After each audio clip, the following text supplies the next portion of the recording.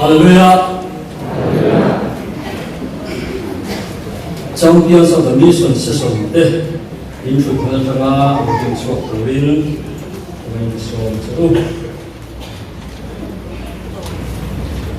July ikwa sabi somni pakum khan content commander to takin here cadet iso le pasari tehi training college anani loken to turin training principal le staff de min bana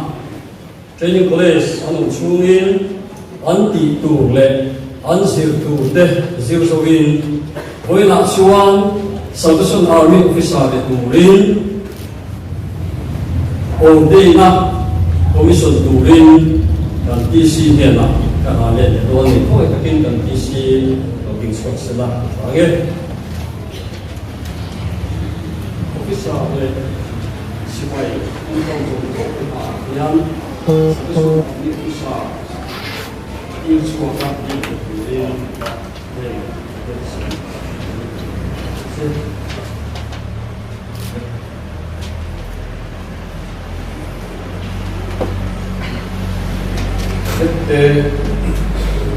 coordination led commission along the Dongian Kian Good and Sierra and Kakala Sarkin Territoria because of these are people who don't complete Serapatia and Sierra so this was one that they hearing one swap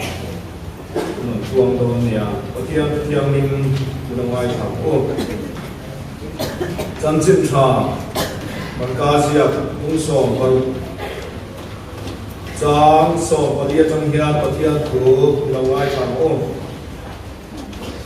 Then Chu Mindu Le Chua Cho Kilain So Le Pakatan Me Ya Ai Lara Ho Le Nua Amutu De Chu Oi Ho Wangin Anwin Long Le Antin Lung Sakko Chuan Azil Hau Ta Inan Nena Vel zong zong kalula bil siam zong ne na chuan Janjin Cha hi siru aringa baptist macam chu cham damin an omanga aring lo ero chu thiam mak changin an omang in hen chin chian na hian ring tu na chu azui zela mingen kam huai ten mak chu anga tong thar te nan chomanga ro te tin an la anga Hina turen o in mak sila in mak anti lavanga dam lo te chunga an katanga an dam zelang tia ichuan an ni chon kal chuaka ram tina thu an filta a lalpan an ma ni a thok puya azui tu chin chiana te chuan khu chu ati het zela amen atutiang lalpan ban ni som se Cadet Champions of the Mission Day in ordination and commission at the Tainan in the Amdes and Turin.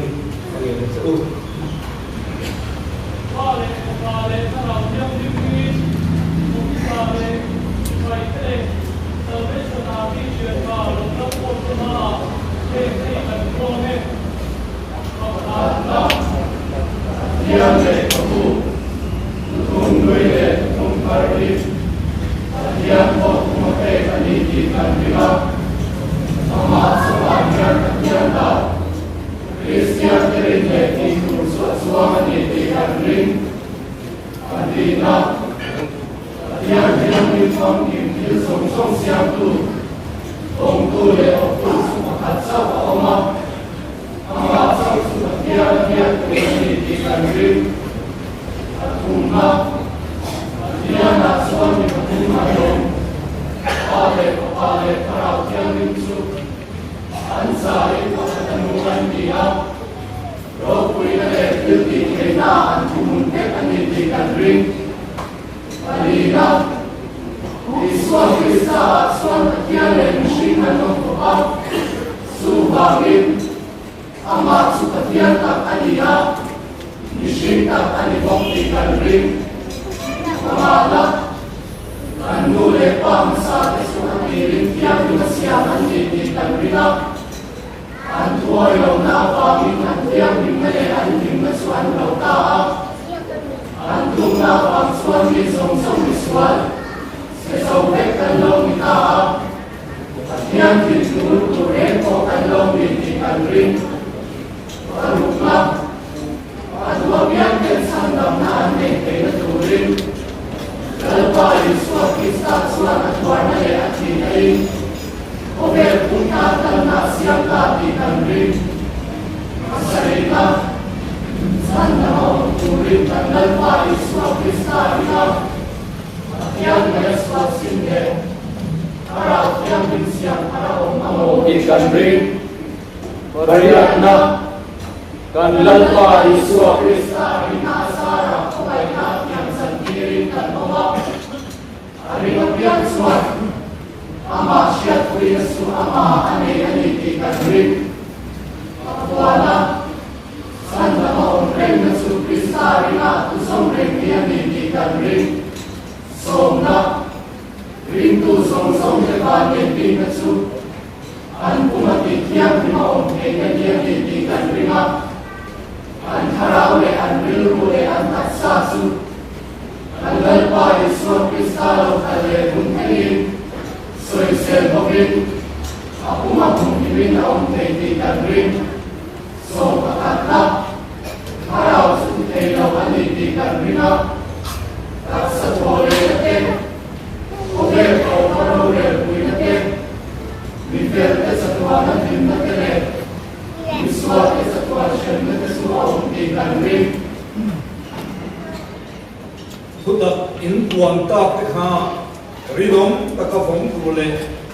Uang suang zer turin in India men O kandiyamen Hoy puna po project tu ni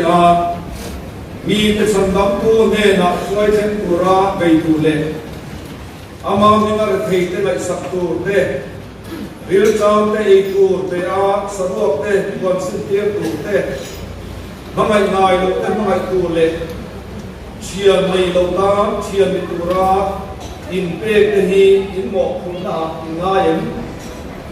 O kandiyamen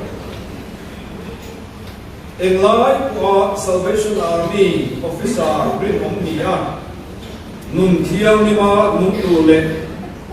Lai Nak Na Top Chin Nei Lok Tulte Sipai Zia Le In Kai Chuai Na Chu Vonga Nun Pui Ben Turin India Mem O kandiyamen Pathian Mingin Voi Nan Rin Na Luang Chua Tele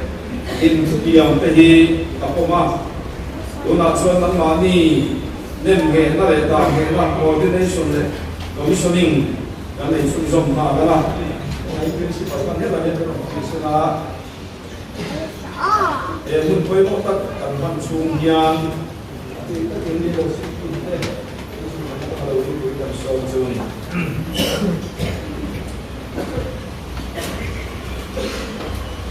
le lo ni man pui so se la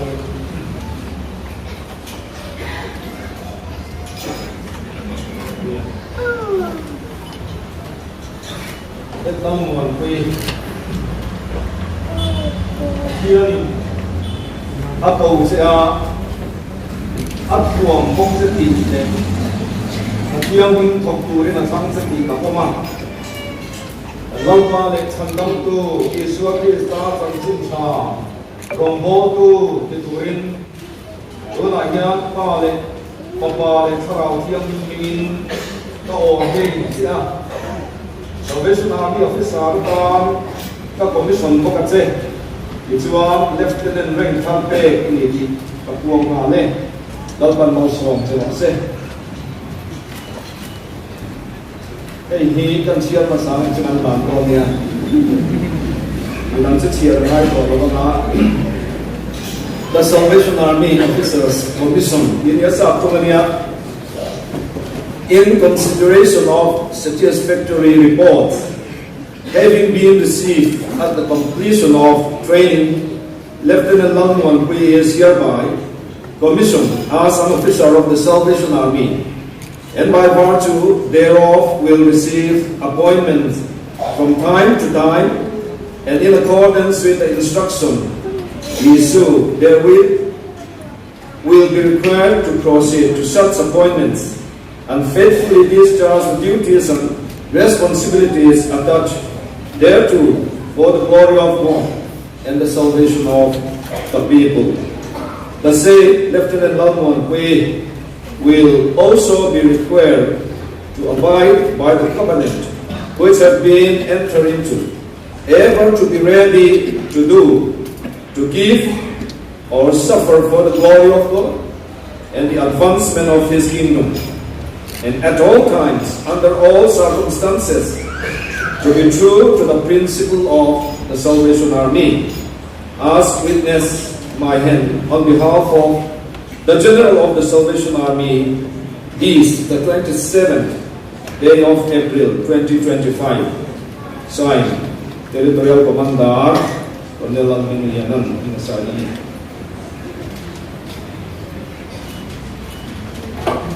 Kadit tali Eliani, so before Suakania, Tali Sila. Hallelujah. Kadit tali Eliani. Mathian ina Pongsia, Atwam Hoksati, Tiam Tokurin, Atam Chati Takoma. Nanalpa le Sandam to Iswaki starts and Chitcha, Rombo to the Turin, Duna Hian. Vale, Papale, Sarau, Tiang, Bingin, or Day, Salvation Army officer, Tanka Commission, Pokate, it's one lieutenant rank, Peggy Basic, Tuang Hale, Lalban Nelson, should I say.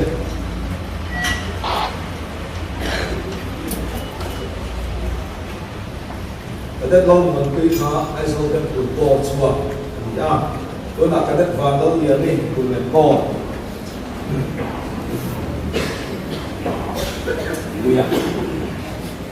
Kadit vanal ni pathianin akau cha atwam bokchati le pathianin thongturin atham cheti lapoma ganal pa le chandam to Yeshua Krista chanchin cha rombol to ni turin dona yan pa le khapa le tharau tiang lim tingin ka ordain cha Salvation Army officer ka commission ko kache. It's one lieutenant rank pay committee, Akuam Hale, Lampan, also on Zero Set.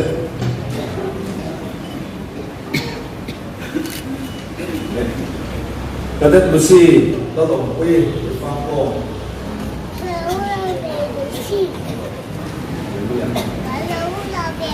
Cadet Lucy,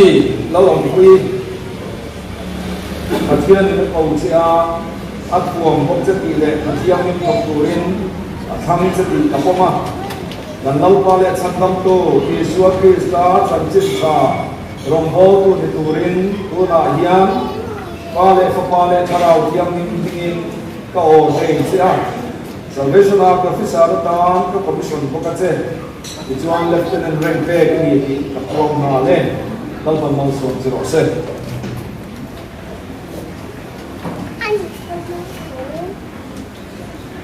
Cadet R. Lawton Sai Pangko. Cadet Lawton Dimi Luang Wal and Pangko. Hallelujah. Cadet Lawton Dimi. Pathian in a Pocha Atwam Boksati, Pathian in Tokurin a Sansati Kapoma, Ganalpa let Santamko, Yeshua Krista, Sanchita. Rombo to the Turin to Nahian, Pale for Pale, Sarau, Yang Hingin, or Day, Salvation Army officer, the commission for the test. It's one lieutenant rank pay, Kapuang Hale, Lamban, also 07.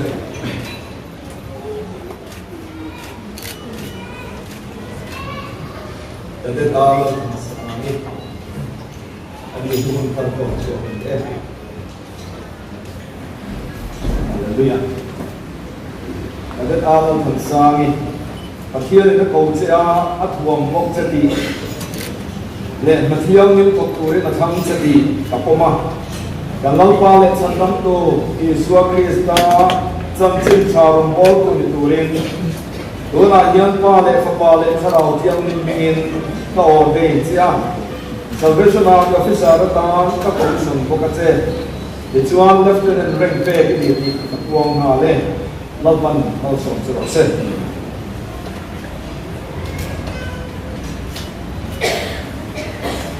cái đất lâu tuần sa in năm hình bò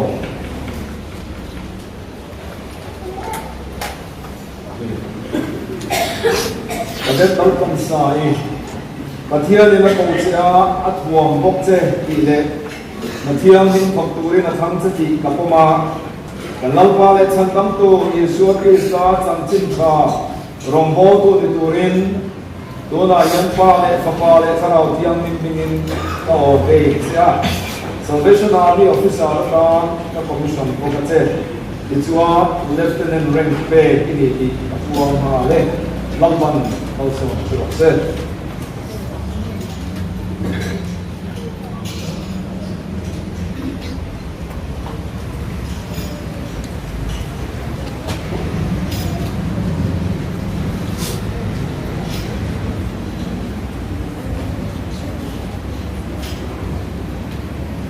sở kiêm việc thì cần lâu phải có cần mấy tiền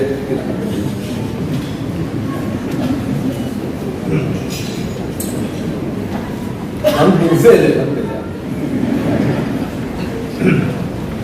cái đất vàng lông mà anh đông y là làm cho cái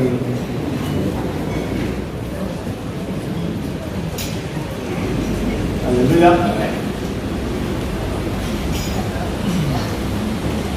Cái đất vàng lông mà anh đông y và thiên là cầu sẽ ắt buồn không sẽ bị lệ thiên mình không tuổi là thắng sẽ bị gặp mà lâu qua lệ thành tâm tu Giêsu Christa chân chính cha không bao tuổi tuổi đó là yang qua lệ thằng nào yang mình tao để sẽ Salvation Army officer đó các commission của các chế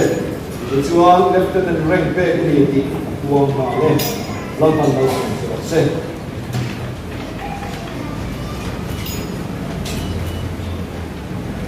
cái đất nào kia là bên phía là luang luang bên trong cổ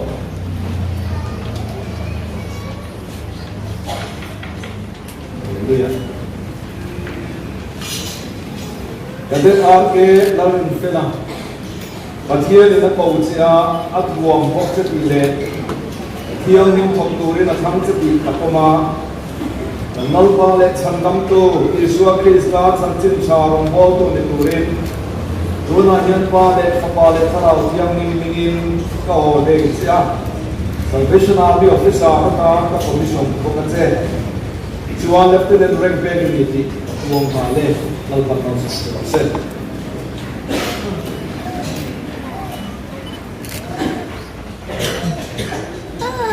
Jadi Joseph F. Contohnya ITI Paul in Haleluya. Jadi Joseph F. Contohnya Pathian ni nak kau sia atuang bok jadi le Pathian ni kau turin atang jadi kapoma Lalpa le santam tu Yesus Kristus sanjin cha rombo tu di turin Dona hian pa le tharau tiang in tao để sẽ Salvation Army officer đó các commission của các chế thì chuan lieutenant rank pe cái gì thì gặp quang hà lên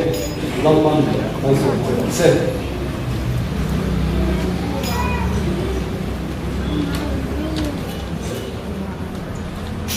cái đất David lâu sống quang là sai quang to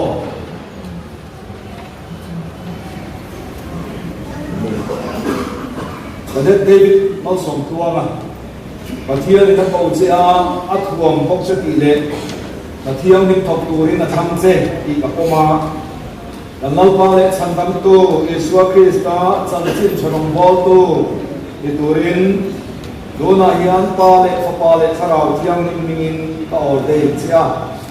Salvation Army officer đó các commission của các chế cho lieutenant rank về cái gì thì các ông hà lên lăng lăng lâu sống cho nó sẽ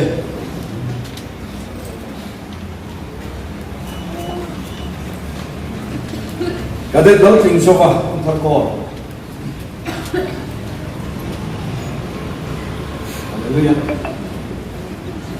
cái đấy đó chính số à và thiên thì nó cầu sẽ ắt huang bốc sẽ tỷ lệ mà thiêng linh thọc tu đến là thắng chất đi là poma gần lâu qua lệ chăn đắm tu Isua Krista chăn chín cha rong bố tu ni tu rin tu na hiền qua lệ pháp qua lệ thảo thiêng linh bingin có ordain chia Salvation Army officer ta có commission bộ cái chế Ichuan Lieutenant rank pe cái gì uang hà lệ lâu bằng lâu sống chưa sẽ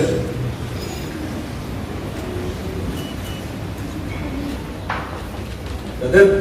trong liên sa là James Paul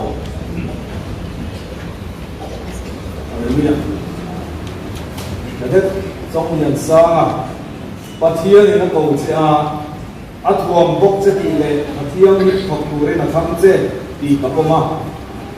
lalpa lệ chăn đắm tu Isua Krista chăn chín cha rong bố tu ni tu rin do na hiền ba lệ pháp lệ thảo thiêng linh hingin ka ordain chia Salvation Army officer ta ka commission bộ cái chế Ichuan Lieutenant rank pe cái gì thì uang hà lệ lâu tầm lâu sống chưa sẽ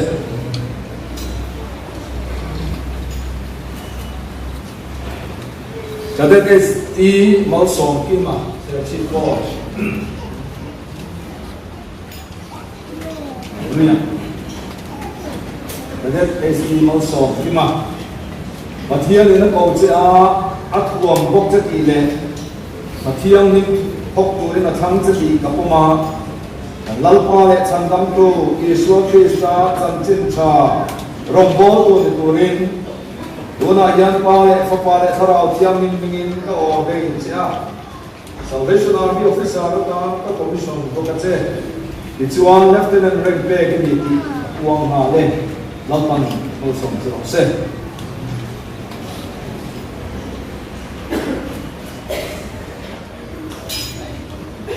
Kadet Emmanuel Lalvin kita Police Bangor Hallelujah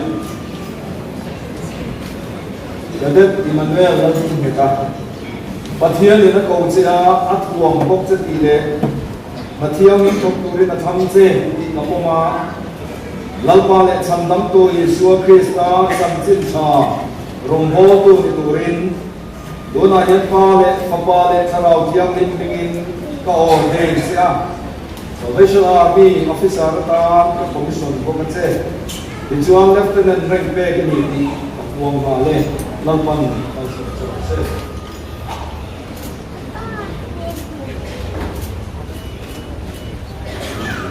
sẽDet isi mau song dễ làm một con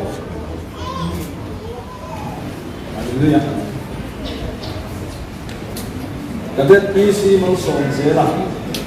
mà thiên thì nó cầu chỉ ắt huang bốc chất tỷ lệ mà thiên thì thọc tu rin thắng chất tỷ các mà lalpa lệ chăn đắm tu Isua Krista chăn chín cha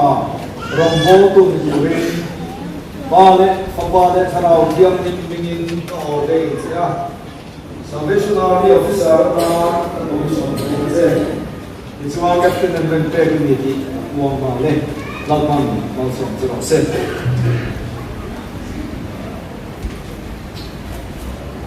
cái đấy là cái thua mà sâu thùng co Hallelujah cái đấy là cái thua mà và thiên thì nó cầu chia ắt huang bốc chế tỷ lệ và thiên những thục tu là thắng chế đi cả poma lalpa lệ chăn đắm tu Isua Krista chăn chín cha rong bố tu ni tu rin ba lệ pháp lệ thảo thiêng linh bingin ka ordain chia Salvation Army officer ta ka commission bộ cái chế Ichuan Lieutenant rank pe cái gì thì uang hà lệ lâu bằng lâu sống chưa sẽ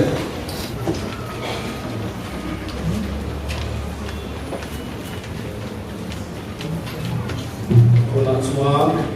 Cô là Bình Tì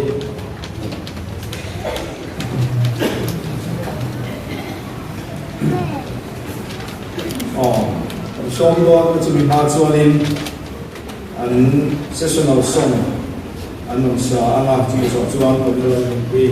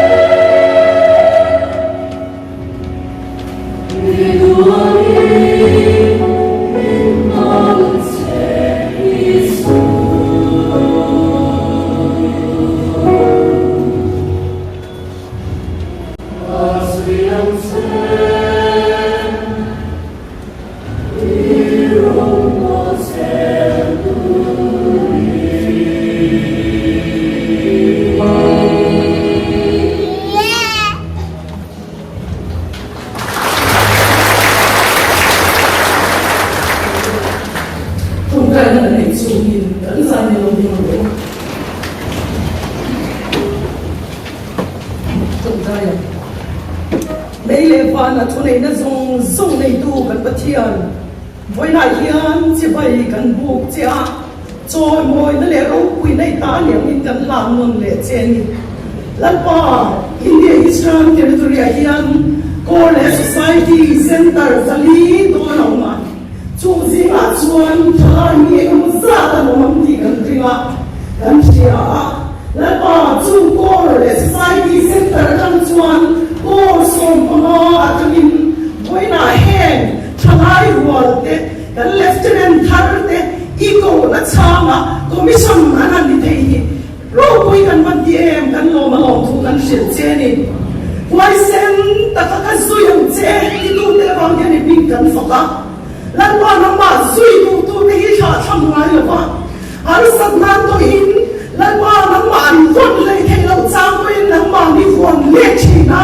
chu ti ai shoi to re in be de awa in kan lo ma lo thu kan sil che lan wa na ma ni shoi ni to na ni kan sia ta ba lo thu kan sil che ni poi na kha ni pui thiam mangin ordination le commissioning ti alo ni ta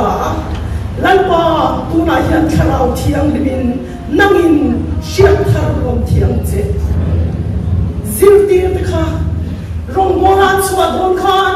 rong bo tu ra chuan ni tin chuak mai ma sian chua do tak tak chuan tharau thiang lim ti am nga oi ti ha chuan chon tharau thiang lim tel lo chuan thil ti the na nei do lo ni ti chen chi ang tu kha ti tu ni chu ai la ko ko ni hian am ni ta ko tharau thiang lim thil ti the na long theng ro se amen hallelujah lieutenant tharte ni mal tin chunga hian la ba chin chia na tharau thiang lim sia thi na fa mei chu long theng se la chu chuan ti wai sen se la la ba rong on tu ri pe mission a chap pian tu hian an ma ni thei na hian an tin don lo thi mai mai a thei lo wa in tha ta ta rong on la thei don mok si lo wa la ba an thei na zo zo le chak na zo zo wa an tho me lai ko in la ba kharang thian te lo chuan om zia nei thei don lo ani ti sia in voi ni ya lo kharang thian kan som che ni nangin tin chuak an che irong bon ti pui thiam te la tin chuak mai ba ba nam ma thara mi nei chuan mai yan bap ti chak le la tu nan tu ti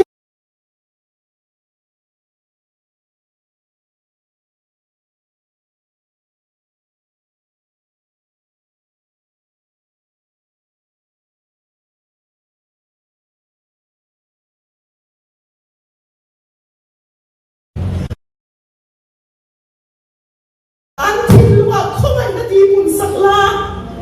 tor na muna hal sat na muna an chak nei na thei lo hurin o tharau thian in ti buai sen la ti chak zelam che I khong ai na voi ne jam di nangin lan pa voi ne nem nge ni na ning siat kuin mal so na en voi ne ma ni ti chuak tu no le pa e chu le kha som mon som te ba me lo tu kan shi sia an ni ko mal so mo che Father, we want to run back here and love raising and they go to the oil.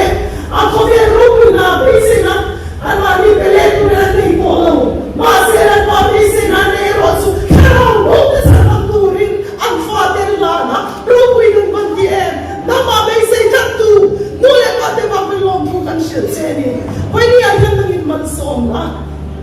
and Nico, it's a zealot. Because the Katsara by long to can shit. Hang Western and Tarty, he runs out the door.